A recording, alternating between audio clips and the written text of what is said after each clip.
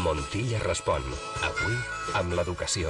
Jo tinc 3 nens que fan educació primària. M'agradaria saber què podria fer vostè per ajudar les famílies que tenim nens en edat escolar. M'agradaria saber què farà vostè per millorar l'educació dels nens i joves de Catalunya. L'educació serà una prioritat per al meu govern.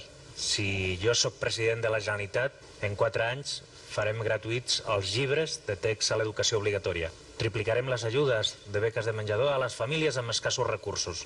I si sóc president, apostarem per un país trilingüe, on els nens i nenes que surten de l'educació obligatòria tinguin un domini del català, del castellà i de l'anglès. Perquè per nosaltres l'educació és una prioritat, perquè és apostar per al futur dels seus fills, dels meus fills, dels fills de tothom.